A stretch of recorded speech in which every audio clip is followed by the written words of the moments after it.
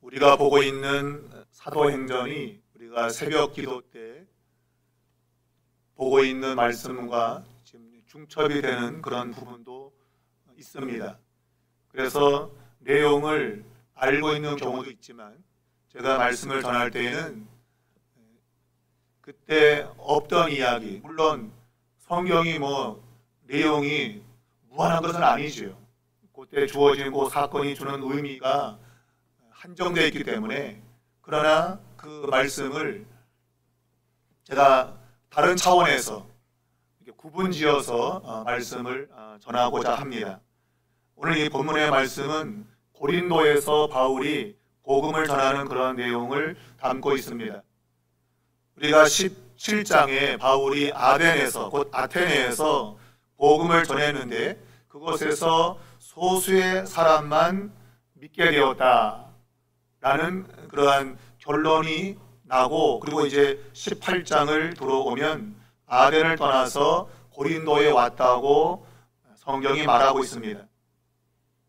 이 아덴에서 소수의 사람만 얻어진 것, 이것이 때로는 부정적인 그러한 언급으로도 생각이 되지만, 그러나 그곳에서 더 일할 수 있는 그러한 일이 실제로 있었지만, 그러나 하나님의 섭리 안에서 그곳을 떠났다. 그러니까 아테네에서 더 일할 수 있는 그런 환경이 있었습니다.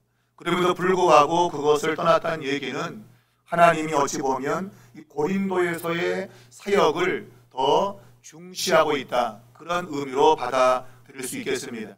그 이유는 이 고린도에서 그의 사역에 아주 헌신했던 이 아굴라와 브리스길라를 만나기 때문입니다. 그러니까 이 아굴라와 브리스길라를 만난 이 사건이 바울의 그 복음 사역에서 굉장히 중요한 부분을 차지하기 때문입니다. 이 두 사람은 자기의 목숨까지 내어놓고 바울의 사역에 함께했던 그런 동역자이기 때문이었습니다. 우리가 목숨을 내놓고 일하시는 사람 그리 많지 않습니다. 다 자기의 몸을 사리고 어쩌든지 자기가 이렇게 유익되는 쪽으로 가려고 그러지, 자기의 전부를 거기서 들여서 헌신하고자 하는 사람 그렇게 많지 않습니다. 그런데 이 아굴라와 브리스길라 이 두 부부는 바울의 사역에 목숨까지 내줄 정도의 헌신된 사람이었다 하는 것이 성경의 증언입니다. 그러므로 이 아덴을 떠나서 고린도에 온 이것은 이 아덴에서의 사역의 실패라기보다도 이 고린도에서 아굴라와 브리스가를 만난 여기에 초점이 있고, 이것은 훗날 그 에베소에서 이 두 부부가 하나님의 복음을 전하는 이러한 큰 역사를 이루게 하나의 과정으로 누가가 기록을 해나가고 있다, 그렇게 볼 수 있겠습니다. 자, 이 바울이 온 이 고린도라는 지역은 거의 100년 동안 황폐하게 있었던 그러한 도시였습니다. 로마가 146년에 그 전쟁을 끝내고 그것을 점령하고 재건을 시작했습니다. 그 이전까지 약 100년 동안 아주 황폐하게 있었던 그런 곳입니다. 끊임없이 전쟁이 있었고, 그래서 도시로서의 기능을 하지 못했습니다. 근데 로마가 모든 걸 다 정리하고 나서 다시 이제 그 성을 재건하기 시작했는데, 그 고린도 지역은 자연적인 이점이 굉장히 많습니다.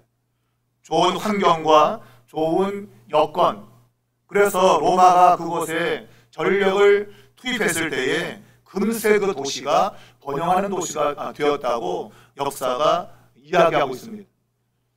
그러니까 그만큼 조건이 좋은 그러한 성이었기 때문에 조금만 힘을 들이면 번영할 수 있는 그런 곳이었는데, 로마가 이제 그 지역을 차지하면서 이 고린도라는 도시가 엄청나게 빠르게 급성장을 한 겁니다. 근데 반대로 그렇게 번영하면서 나타나고 있는 그 부도덕한 도덕적인 타락, 이 도덕적인 타락이 고린도에 있었던 겁니다. 이 고린도는 항구 도시로서 우리가 다 그렇지는 않지만 대체적으로 바닷가 사는 사람들이 성격이 거칩니다. 이 배로 무역하는 사람들의 성격이 거칠어요. 왜냐하면 많은 사람들을 대해야 되기 때문에 거칠어요. 더군다나 이 지역은 갑자기 이제 부상하면서 사람들이 외국 사람들을 아주 쉽게 받아들이는 그런 경향이 있었어요. 그러면서 이제 이 성적 타락이 온 것입니다. 그러니까 외지 사람들을 쉽게 받아들여서 돈을 버는 그런 일이 이제 일어나게 된 것이죠. 그래서 이 고린도 지역이 도덕적으로 많이 타락했다 하는 것이 당시에 알려진 이 고린도 지역의 모습이었던 겁니다. 그런 곳에서 이제 이 복음을 전해야 되는 그러한 바울의 모습을 이제 우리가 18장에서 보게 되는 것이죠. 자, 이 아덴에서 이 고린도까지는 약 60km의 거리에 위치해 있습니다. 바울은 이 고린도로 옮겨와서 제일 먼저 한 것이 아마 그가 거처할 곳, 그가 생활할 수 있는 곳을 찾은 걸로 보입니다. 그러다가 바로 이 본도 출신인 유대인 아굴라라는 사람을 만나게 됩니다. 이 사람은 유대 사람인데 그의 출신이 본도라고 되어 있습니다. 영어로는 폰투스라고 이제 그렇게 이름이 붙는데, 이 본도라는 지역은 소아시아 북쪽 지역에 있습니다.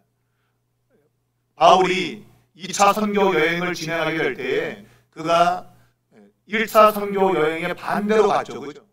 서쪽으로 먼저 진행해서 배 타고 구브로 쪽으로 가는 것을 그가 이제 소아시아 본토 쪽으로 직접 이제 들어가면서 반대 방향으로 이제 진행을 했는데, 그러다가 이제 하나님이 아시아 쪽으로 가는 길을 막으셨다. 그래서 바울이 북쪽으로 이제 올라가게 되는데, 그 북쪽으로 가게 되면 이제 이 비두니아라고 하는 그 지역에 가는, 그것이 굉장히 번성한 도시입니다. 그래서 바울이 그곳으로 가려고 했는데 예수의 영이 막았다고 성경은 말하고 있습니다. 그것 때문에 결국 바울은 유럽 쪽으로 마게도냐 지역으로 이제 이 선교의 방향을 전환하게 되죠. 바로 이 비두니아 지역과 인접해 있는 곳이 바로 이 북쪽 동편에 있는 것이 바로 본도라는 지역입니다. 이 본도는 비두니아와 거의 합병된 상태에서 이 당시에 존재했는데, 바로 이 아굴라라는 사람이 그 본도 출신인 겁니다. 만일 이 바울이 무시아에서 비두니아 쪽으로 갔다고 한다면 아마 그때 이 아굴라를 만나지 못했겠죠. 왜냐하면 그는 로마에 있었기 때문입니다. 그러니까 그의 선교 방향 속에서 하나님의 의중 속에는 하나님의 은혜에 반응하는 그 사람 아굴라와 브리스길라를 어찌 보면 바울과 만나게 하시려고 이 비두니아 쪽으로 가는 것을 막았다는 그런 느낌이 드는 거죠. 그리고 그를 유럽으로 발걸음을 옮기고, 그리고 이제 고린도 지역에서 이 아굴라를 만나게 하십니다. 그건 역시도 아덴에서 오래 머물지 않고 바로 고린도로 왔기 때문에 거기서 이 아굴라 부부를 만나게 되었다라고 볼 수 있는 거죠. 그래서 지금 18장을 들어오면 제일 먼저 바울이 한 일 가운데 이 아굴라라는 사람을 만난 이야기를 누가가 쓰고 있다고 보는 겁니다. 그만큼 이 아굴라라는 인물은 매우 중요한 인물이었다. 복음 전파에 있어서 매우 중요한 인물이었고, 특별히 그의 아내 브리스길라는 더더욱 중요한 인물이다. 성경에 보면 대부분 다 남자 이름이 앞에 오거든요. 근데 성경에는 브리스길라는 여자 이름이 앞에 나옵니다. 그래서 그만큼 그 여자의 영향력이 컸다는 거예요. 그러니까 아굴라라는 사람보다도 브리스길라가 훨씬 더 복음에 대한 지대한 헌신을 했다고 하는 것을 우리는 그 이름의 순서를 통해서 짐작할 수 있는 것이죠. 여자가 뭘 하겠어? 라고 했지만 브리스길라는 여인으로서 복음에 헌신되었다. 그래서 그 여인의 이름이 성경에는 아주 많이 등장하고 있다. 본문에 보면 그 안에 브리스길라와 함께 이탈리아로부터 새로 왔다라고 되어 있습니다. 자, 바울이 그들에게 갔다. 이 말은 바울이 그가 거처할 장소를 찾고 있었는데 그가 가지고 있는 기술은 천막을 만드는 기술이었습니다. 그러므로 천막을 만드는 사람들을 찾겠죠, 그죠? 자기가 일하면서 살아야 되기 때문에 그래서 천막을 만드는 사람들을 찾았을 것이고, 그리고 이 아굴라 부부를 만나게 되는데 놀랍게도 그들이 예수를 믿는 사람이었다. 물론 성경은 이 상황에서 그들이 믿는 자였는지 믿지 않는 자인지 말하고 있지 않은데, 그러나 내용을 보게 되면 믿는 사람이라고 하는 그런 의미를 보게 됩니다. 그들과 함께 있었다라는 이러한 용어며, 그리고 함께 움직였다고 하는 것, 바울이 가는 곳에 함께 갈 정도면 그들은 예수를 믿는 사람이었다라고 생각할 수 있다는 것입니다. 자, 이 본도 출신인 아굴라를 만나게 되었습니다. 어쩌면 이것은 바울이 자신의 생업을 위해서 찾았습니다만은, 그러나 하나님의 섭리 가운데에 복음 사역을 위한 동역자로 하나님이 그를 만나게 했다, 그렇게 볼 수 있겠습니다. 자, 이 아굴라와 브리스길라는 로마로부터 새로 이제 온 사람들인데, 당시에 이 로마에서는 유대인들이 아주 골칫거리였어요. 툭하면 기독교인들과 마찰을 갖고 있었습니다. 그래서 유대인들에 대한 추방을 명령했는데, 그에 의해서 이제 아굴라와 브리스길라가 고린도로 옮겨온 겁니다. 그래서 거기서 바울을 만나게 된 것이죠. 이 만남은 말했지만 바울의 선교 여정 가운데에 하나님이 바울이 가는 걸음을 막으셨다고 하는 그 부분에서 이 아굴라가 그곳에 있지 않았다고 하는 그러한 어떤 뉘앙스를 성경이 말하고 있고, 그래서 이 고린도에서 만나서 함께 복음을 위해서 나아가는 이런 모습을 가르쳐 주고 있는 겁니다. 그러니까 우리가 뭔가를 진행하려고 할 때 뭐가 막히는 일이 있을 거예요. 근데 그것이 우리는 나쁘게 보면 안 됩니다. 하나님은 뭔가 막히고 뭐가 안 되는 그러한 일 속에 또 다른 더 중요한 것을 하나님이 준비하고 있을 수 있는 거예요.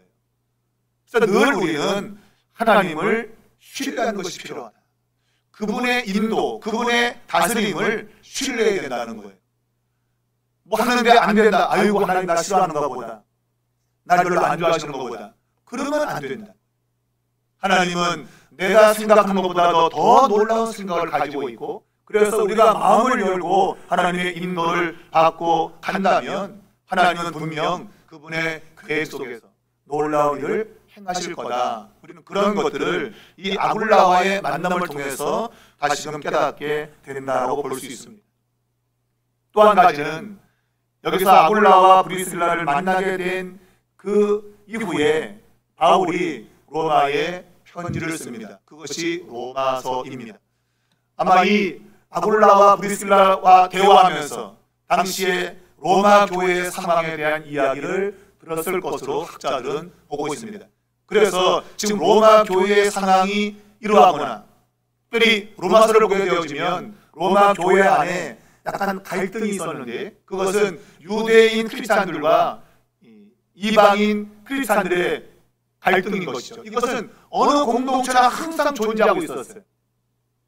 그래서 믿음으로만 구원받는다고 그렇게 주장하고 있는 이방인들, 아니야, 유대인이 원래부터 선택되었는데 하나님이 율법을 주셨고, 그래서 그 율법을 중심으로 살아가는 유대인들이 그래도 좀 낫다라고 주장하는 그러한 두 세력이 갈등을 벌이고 있는 겁니다.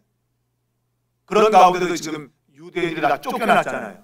그러니까 로마 교회는 거봐, 하나님 우리 이방인을 사랑하지 유대인들, 콧대 높은 유대인들 하나님이 꺾어버렸잖아. 그래서 로마에서 쫓아냈잖아. 그런 일이 교회 안에 있었다고 하는 거예요. 그래서 로마서에 보게 되면 유대인들을 무시하는 경향에 대해서 하나님이 원 가지로 꺾었다면 접붙인 가지는 더더욱 말할 것 없다. 이방인들을 교만하면 접붙인 주제에 하나님 가차없이 꺾어버린다. 교만하지 말라고 하는 메시지를 로마서에 담고 있는 이유가 그런 겁니다. 그러니까 교회 안에서 유대인들이 쫓겨나는 걸 보고 이방인들이 하하 이제 우리 세상이다. 하나님 우리 이방인만 사랑한다. 그러한 모습이 있었다는 거예요. 그래서 그거 아닌데 하나님은 이방인도 사랑하고 유대인도 사랑하시는데 그래서 이제 로마서를 쓰게 되었다고 보는 것이죠. 그러니까 이 아굴라와 브리스가를 만난 그것은 신약 성경 가운데 최고의 보석 같은 복음서라고 하는 로마서를 쓰게 된 하나의 결정적인 계기가 되었다는 겁니다. 여러분 놀랍지 않습니까? 우리는 이 아굴라라는 사람을 만난 것이 우연처럼 여겨지는데 그러나 살펴보면 하나님이 저와 여러분을 위해서 로마서를 후대에 남기기 위해서 하나님이 바울의 발걸음을 아덴에서 고린도로 옮기게 하셨고 거기서 아굴라를 만나서 로마에 대한 상황을 듣게 하셨고 그래서 로마서를 쓰게 하셨다. 여러분 하나님은 우리의 생각 위에 계신 분입니다. 우리는 그런 것들을 전혀 모릅니다. 앞으로 어떤 일이 벌어질지 전혀 모르는데 하나님은 다 아시죠. 그래서 그분은 섭리 가운데에 바울이 아굴라를 만날 수 있도록 그의 걸음을 인도하셨다. 그것은 누가가 안 거죠. 계시 가운데 그걸 알고 그러한 방식으로 지금 성경을 쓰고 있는 겁니다. 여러분 하나님의 손에 의탁하십시오. 그분께 맡기고 사는 것이 가장 안전합니다. 내가 아무리 머리 굴리고 내가 아무리 똑똑해도 하나님 위에 있을 수 없습니다. 하나님은 모든 세상을 다스리고 통치하시는 분입니다. 그러므로 그분 의지하고 그분께 맡기고 살면 그분이 역사합니다. 우리는 그것을 믿음이라고 그러는 거예요. 다른 게 믿음이 아니에요. 성경에 말하는 믿음은 내 인생 전부를 하나님께 맡기는 겁니다. 그게 믿음입니다. 나의 영혼의 구원 또 내 일상의 삶 모든 것을 하나님께 그냥 전폭을 맡기는 겁니다. 그럼 그분이 행하신다. 그게 성경의 가르침이다라고 볼 수 있는 것이죠. 자, 이렇게 놀랍게 하나님은 바울과 이 아굴라 부부를 만나게 하셨다. 자, 그런 상황 가운데서 오늘 4절은 안식일마다 바울이 회당에서 강론했다고 되어 있습니다. 학자들은 이 고린도 지역에 회당이 하나밖에 없었고 그리고 그 회당에서 매 안식일마다 바울이 하나님의 말씀을 가르친 걸로 보고 있습니다. 자, 여기서 권면한다 또 강론한다 이 말은 거의 같은 겁니다. 그러니까 가르치면서 상대방을 설득하는 겁니다. 그러니까 성경의 말씀을 가지고 와서 그 사람들을 가르치면서 설득하는 것, 그것이 권면입니다. 그러니까 성경을 가르치는 것이 강론이고 그 가르침을 통해서 사람들을 설득하는 것. 잘 들었지? 그러니 예수 믿어야 돼. 이거죠. 그게 강론하는 것이고 권면하는 것입니다. 자, 여기서 권면한다는 이 단어가 미완료 동사입니다. 이것은 바울이 한 번만 설득한 게 아니고 계속적으로 설득했다. 오늘 거부하면 땡! 넌 안 돼! 이게 아니라 다음 안식일에도 또다시 설득하고 설득했다. 그런 의미를 담고 있는 겁니다. 그만큼 바울은 자기 동족과 또한 이방이 함께 구원받기를 간절히 원했다는 겁니다. 그래서 포기하지 않고 매 안식일마다 설득했다. 그렇게 볼 수 있습니다. 자, 그러는 와중에 실라와 디모데가 마게도냐로부터 와서 합류하게 됩니다. 그러면서 바울이 하나님 말씀에 붙잡혔다라고 누가가 쓰고 있습니다. 하나님 말씀에 붙잡혔다. 누가가 요 붙잡혔다는 단어를 자주 사용했습니다. 그의 누가복음이나 아니면 사도행전을 보면 이 붙잡혔다는 이 단어를 자주 사용합니다. 누가만 사용하고 있어요. 그러니까 누가가 즐겨 사용하는 단어입니다. 그런데 이 단어의 대부분 내용이 부정적인 나쁜 의미로서 사용되었어요. 그런데 바울과 연관지어 쓸 때에는 그것이 매우 중요한 의미로 누가가 쓰고 있는 겁니다. 또한 바울 역시도 자신의 서신 가운데에 이 단어를 쓰고 있는데 그것도 굉장히 중요한 의미를 바울이 부여하고 있습니다. 자, 이 붙잡혔다는 단어는 원래 의미가 뭔가가 두 개가 결합되다, 그리고 포위하다, 그리고 막 억압하다, 압박하다, 그런 의미를 가지고 있습니다. 이 단어가 지금 수동태로 말씀에 붙잡혔다는 얘기는 수동태죠. 능동태가 아니고 수동태입니다. 그래서 지금 바울은 하나님 말씀과 결합되어 있고 또 하나님 말씀에 둘러싸여 있고 하나님 말씀에 의해서 압박을 받고 있다는 그런 의미가 되는 것이죠. 자, 이 붙잡혔다는 단어 역시도 미완료 동사입니다. 그러니까 한 번 붙잡힌 것이 아니라 계속 붙잡혀 있는 거예요.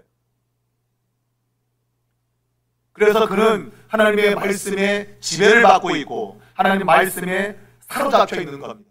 그 말씀에 완전히 밧줄로 꽁꽁 묶인 것처럼 지금 행동하고 있다, 그런 얘기입니다. 그러니까 자기의 의지를 가지고 할 수 있는 게 없는 거예요. 하나님의 말씀이 그를 밧줄로 꽉 묶어갖고 지금 계속 말씀을 전하도록 인도하고 있는 거예요. 자, 근데 이 상황이 어떤 상황이 벌어졌다고요? 실라와 디모데가 합류했을 때에 이런 일이 일어났다고 누가가 쓰고 있는 겁니다. 자, 1차적으로 자신의 동역자들이 왔기 때문에 힘이 났겠죠. 그죠? 여러분도 그렇잖아요. 나하고 뜻이 맞는 사람, 내 일행이 있거나 나를 아는 사람 만나면 힘이 나잖아. 그죠? 그래서 교회는 혼자는 보다도 같이 하는 게 중요해요. 그래야 힘이 생겨요. 혼자 하면 기운 빠지죠. 누가 옆에 와서 같이 그냥 하자! 그러면 힘이 나는 거예요. 그런 의미가 1차적으로 있고, 두 번째 의미는 실라가 빌립보 교회에서 후원금을 가져왔어요. 그러니까 다른 서신에 보면 빌립보 교회가 바울의 사역을 지원하기 위해서 후원금을 보냈습니다. 실라가 가져온 그 후원금, 자, 지금 바울은 아골라와 함께 천막을 만들면서 돈을 지금 마련하고 있습니다. 물론 그것은 자기 자신의 먹고 살기 위한 하나의 행동일 수 있겠죠. 그러므로 그는 안식일만 가서 말씀을 전하고 대부분의 평일에는 장막을 만드는 일을 해야 했어요. 그런데 실라가 빌립보에서 복음 사역을 하도록 지원하는 지원금을 가져왔으니 장막을 만들 필요가 없는 거죠. 물질적인 여유가 생긴 거예요. 그래서 그는 장막을 만드는 일을 중단하고 이제 안식일마다가 아니라 매일매일 하나님 말씀을 전하게 되었다는 거예요. 그게 하나님 말씀에 사로잡혔다라는 그런 의미로 쓰고 있는 겁니다. 우리가 먹고 사는 게 이게 문제가 되면은요, 복음 또한 주의 일을 하기 쉽지 않습니다. 아니, 목공이 부도청이 있기 때문에, 아니, 굶으면 살 수 없잖아요.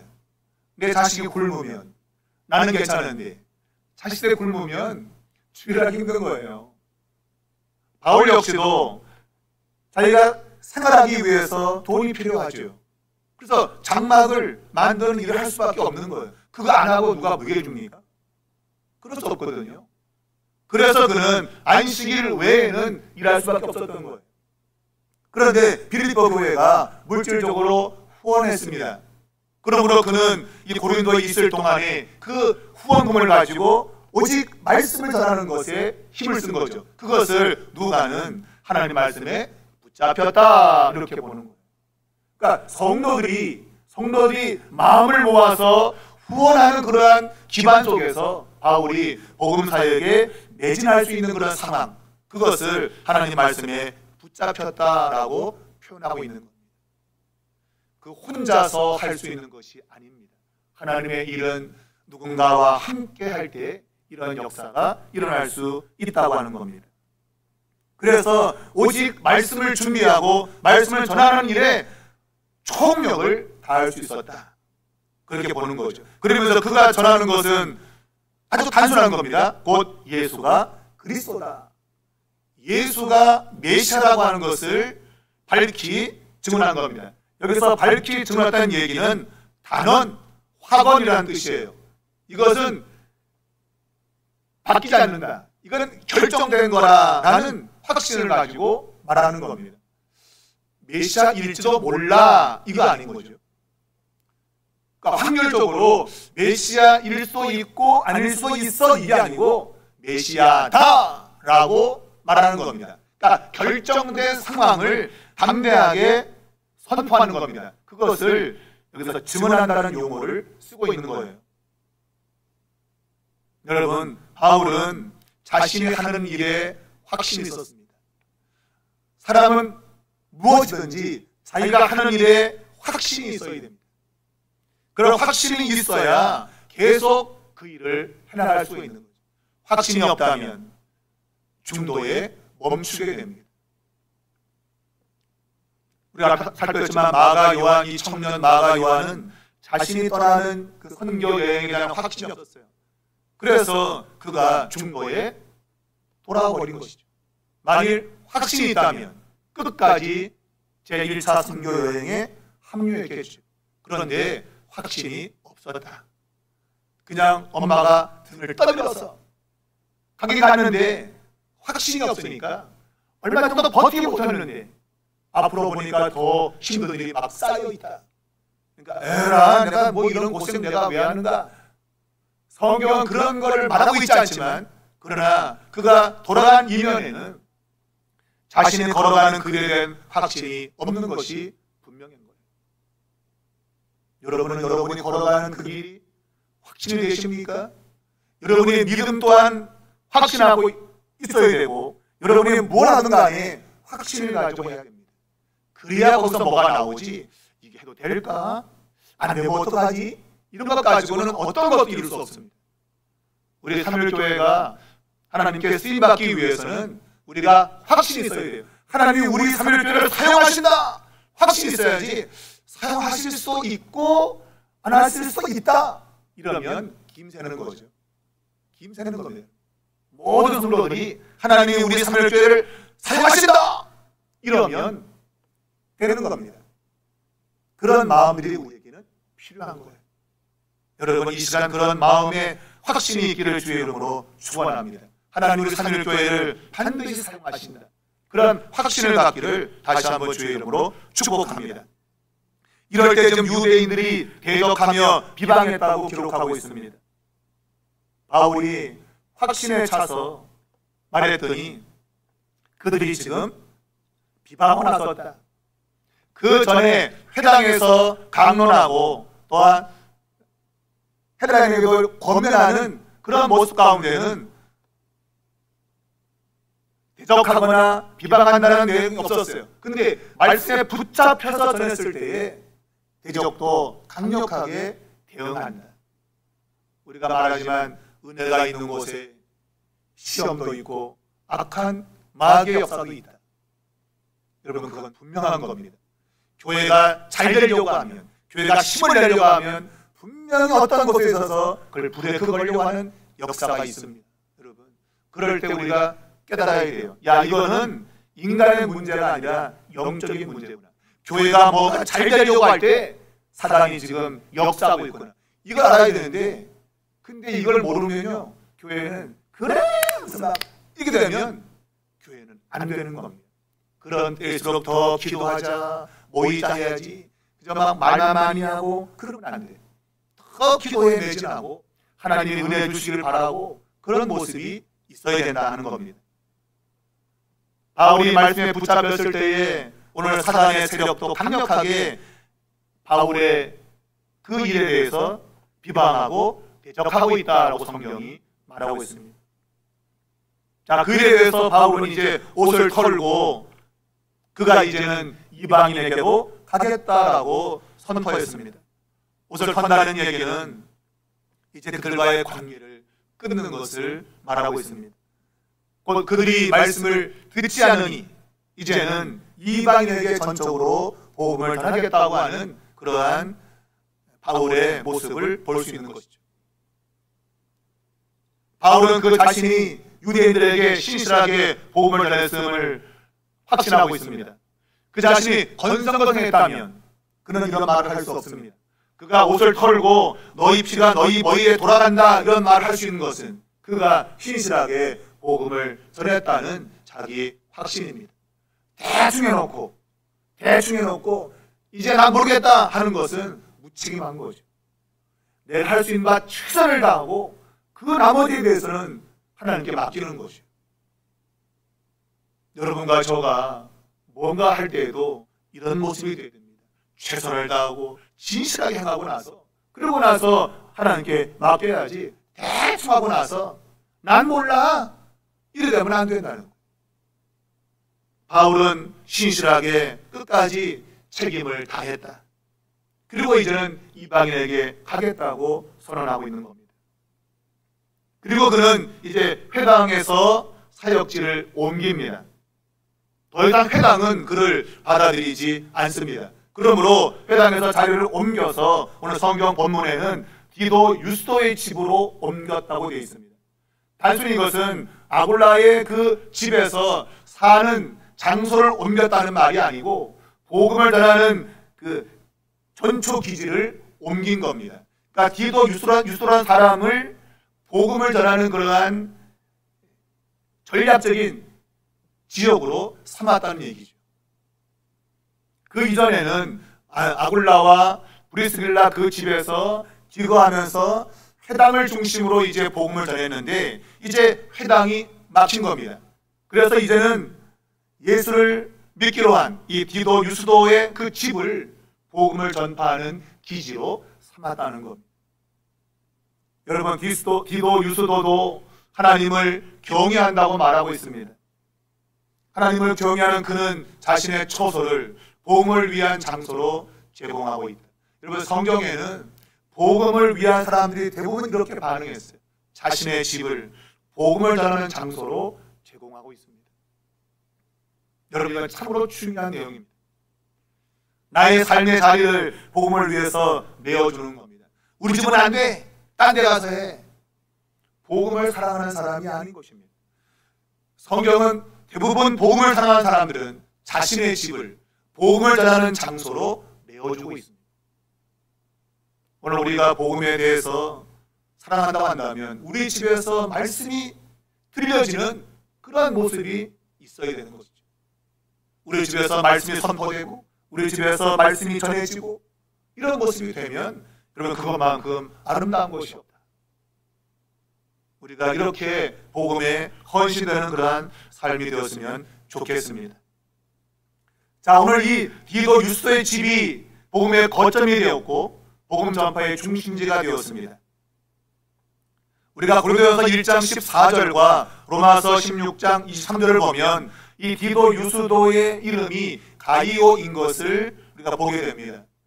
가이오로 많이 알려져 있는 그러한 복음에 헌신된 사람인데 사도행전에는 그가 디도 유스도로 알려져 있습니다. 자, 그리고 회당장인 그리스보가 개종한 사실 또한 누가가 말하고 있습니다. 여기서 그와 온 가족이 주를 믿었다라고 되어 있습니다. 이것은 그가 개종했음을 이야기합니다. 우리가 성경 고린도전서 16장 15절을 보면 이 지역에서, 고린도 지역에서 첫 번째로 개종한 사람을 스데바나와 그의 가족이라고 말합니다. 그러니까 스데바나와 그의 온 가족이 첫 번째 고린도 지역에서 나타난 개종자들입니다. 곧 예수를 믿은 사람입니다. 그러나 성경은 바로 이 회당장 그리스도의 개종을 더 비중 있게 다루고 있다. 왜냐하면 그가 회당장이었기 때문입니다. 우리가 어떤 자리에서 뭔가 큰 일을 맡고 있는 인물은 쉽게 움직이기가 어렵습니다. 아랫사람들은 쉽게 움직일 수 있어요. 근데 높은 자리에 있는 사람은 쉽게 움직이기가 어려운 거예요. 그런데 그리스도는 회당장이었는데 그가 예수를 믿었다고 하는 것은 그만큼 이 바울의 복음 사역이 빛이 난 것이죠. 회당에서 사람들이 다 거부하고 바울을 쫓아내는 그러한 상황이 있었지만, 그러나 그 가운데서도 회당장 그리스도와 그의 가족과 함께 믿게 되었다. 여러분, 이것이 복음 사역의 희망인 것입니다. 다 안 되는 것 같아도 하나님은 그 가운데 하나님이 예정하시고 작정하신 사람은 믿게 됩니다. 그것이 우리의 전도의 첫 번째 마음가짐이 되어야 됩니다. 아, 이런다고 되겠어? 이거 헛된 거 아니야? 지금 이 시대에 누가 그런 걸 받아? 누가 그런 걸 들어? 라고 하지만 그러나 그 가운데도 하나님이 예정한 사람이고 하나님이 작정한 사람이면 믿게 된다. 믿게 된다. 여러분, 우리가 수요일 날 전도하다 만난 그 이철호 씨 탈북자, 그 아들 이지성, 제가 지난주 토요일 날 통화를 하고 제가 기도해 드렸는데 그 다친 게 너무 몸이 아프대요. 지금 너무 몸이 아파갖고 지금 움직일 수가 없다. 그런 상황이에요. 그래서 교회 오고 싶지만 몸이 너무 아파서 지금 못 온다. 그게 뭐 핑계인지 뭔지는 모르겠지만 어찌되었든 우리가 그를 만난 것은 우연으로 보지 마시고 하나님 우리 삼일교회를 통해서 그가 믿음 생활을 할 수 있도록 하나님이 역사했다고 믿으시고 여러분, 우리 이철호 씨 위해서 기도해 주시기 바랍니다. 그럼 그가 하나님 은혜 가운데 몸이 회복될 수 있고 그러면 우리 교회에 저는 올 수 있다고 봅니다. 계속 관심을 가지고 기도해 주시고 저도 계속 그분과 만날 수 있도록 애를 쓰겠습니다. 여러분, 하나님의 역사 인간이 생각으로 판단할 수 없습니다. 오늘 회당장 그리스도가 이렇게 예수 믿을 줄 누가 알았겠습니까? 그 아랫 사람들은 믿을 수 있겠는데 근데 회당에서 다 지금 바울을 대적하고 있지 않습니까? 그런데 놀랍게도 회당장이 예수를 믿었다. 이게 우리의 소망이에요. 여러분, 안 되는 것 같아도 하나님의 역사는 그 가운데 일어난다. 여러분 믿으시고 복음 전파에 여러분 힘을 쏟기 바랍니다. 그러면 반드시 하나님의 역사 속에 여러분이 쓰임받을 수 있다. 꼭 기억할 수 있기를 축복합니다. 자, 고린도인들도 듣고 믿어 세례를 받았다. 여기 회당장 그리스도는 믿긴 믿었는데 세례받았다는 말은 있지 않습니다. 그런데 고린도인들이 듣고 믿어 세례를 받았다고 되어 있어요. 그러니까 이방인들이 더 적극적으로 지금 세례받는 그런 모습을 보이고 있습니다. 유대인들로서 뭔가를 결정한다고 하는 것은 그것이 쉽지 않고 어쨌거나 이방인들은 믿고 바로바로 세례를 받는 이런 역사가 일어났습니다. 그래서 이 믿는다는 얘기는 결국 세례받는 걸로 이어지고 있는데 이 동사 역시도 미완료 동사입니다. 그러니까 믿고 나서 점차적으로 세례까지 받게 되는 그런 일이 진행되고 있음을 누가가 우리에게 소개하고 있습니다. 그러니까 단번에 모든 사람이 믿는 게 아니라 차례차례 순서 따라서 지금 믿고 있다고 하는 그런 의미예요. 그러니까 단번에 뭐 몇십 명씩 한꺼번에 믿는 그거 아니어도 오늘 한 사람이 예수 믿고 세례받고 1년 후에 또 한 사람 믿고 세례받아도 성경의 의미는 차례차례 지금 믿고 세례받고 있다. 그렇게 기록하고 있는 거예요. 그러니까 오늘 한 사람 믿고 안 믿는다. 그게 아니고 기다려. 또 누군가 대기하고 있다. 누군가 믿고 세례받기 위해서 지금 대기 중이다. 그런 의미를 부여하고 있는 겁니다. 그러니까 전도하다가 뭐가 좀 또 전도 안 되네? 그 생각하지 마시고 반드시 다음 순서가 있다. 그렇게 믿으면 이 말씀이 다가온다. 차례차례로 하나님이 만나게 하는 사람 순서가 있다. 그러면 그걸 믿으셔야 돼요. 그래서 누가가 이걸 미완료 동사로 쓰고 있는 겁니다. 믿는 것과 세례받는 것 차례차례 지금 진행되어 가고 있다. 그렇게 말하고 있는 거죠. 우리가 이런 부분에서 힘을 얻고 복음에 열심을 내야 된다는 겁니다. 자, 9절을 보면 하나님이 바울을 격려하고 있습니다. 그것은 회당에서의 어찌 보면 그 사역 자체가 상대적으로 실패죠. 왜냐하면 회당에서 쫓겨났잖아요. 그러면 상대적인 실패라고 볼 수 있어요. 그러나 그것을 실패로 보지 않고 바울이 낙심하지 않도록 하나님은 그에게 격려를 해주고 있습니다. 어떻게 격려합니까? 이 성에 내 백성이 많다. 회당에서 그렇게 거부하는 일이 있어도 이 성에는 여전히 나의 백성이 많이 있으니까 잠잠하지 말고 복음을 전하라 라고 말하고 있습니다. 그러면서 아주 중요한 말씀을 하는데 그것은 내가 너와 함께 있다. 내가 너와 함께 있다. 여러분, 세상 무엇보다도 우리에게 힘이 되는 것은 하나님이 우리와 함께 하신다는 겁니다. 여러분, 이것만 믿으면 두려울 게 없습니다. 시편 23편을 쓰고 있는 다윗은 주의 손이 나와 함께한 것 때문에 사망의 음침한 골짜기를 가도 두렵지 않았다. 여러분, 이게 신앙입니다. 하나님 나와 함께 하신다. 임마누엘, 하나님 우리와 함께 하신다. 여러분, 하나님 여러분과 함께 하심을 반드시 믿기를 바랍니다. 이것만 믿으면 두려움이 없는 거예요. 두려움이 없습니다. 성경 출애굽기 3장 12절에서 모세 같은 위대한 인물이 출애굽시키라고 보냈더니 아유, 내가 누군데 갑니까? 쫄아가지고 내가 누군데 갑니까? 내가 어떻게 애굽 사람들을 이스라엘 백성 애굽에서 인도해낼 수 있습니까? 했을 때 하나님이 두려워하지 마라. 내가 너와 함께한다. 이 말로 격려했습니다. 이사야 43장 5절도 보면 두려워하지 말라. 내가 너와 함께하여 내 자손을 동에서부터 서에서부터 모을 것이다. 여러분, 하나님 함께 하시면 이런 역사가 일어납니다. 여러분, 이것이 믿음이 되어야 됩니다. 환경 바라보지 마시고 하나님의 약속을 믿기를 바랍니다. 그러면 하나님께서 다시 우리의 용기와 희망을 주시고 하나님의 일을 해나갈 수 있다. 오늘 이 성경 본문의 11절에 보면 1년 6개월을 머물며 그들 가운데서 하나님의 말씀을 가르쳤다. 이것은 바울의 담대함을 보여주는 겁니다. 내가 여기서 말씀을 가르치면 결코 헛되지 않을 거다. 그러한 담대함이 그로 하여금 하나님의 말씀을 가르치는 사역을 1년 6개월 동안 진행할 수 있었던 겁니다. 여러분, 하나님이 함께 하십니다. 여러분과 함께 하시고 또 우리 삼일교와 함께 하시고 그리고 이 세상 끝날까지 하나님의 백성들과 함께 하실 겁니다. 이건 변하지 않은 약속입니다. 세상 끝날까지 내가 너희와 항상 함께 있을 것이라. 마태복음 28장 20절 말씀을 여러분 꼭 기억하십시오. 사람은 약속해도 묻어냅니다마는 하나님은 약속하고 묻어낸 적이 없다. 그분은 신실하게 하신 말씀을 행하시는 분임을 믿으시고 여러분 마음에 용기 가지시고 소망과 희망으로 여러분의 삶을 달려가시기를 주님의 이름으로 축복합니다.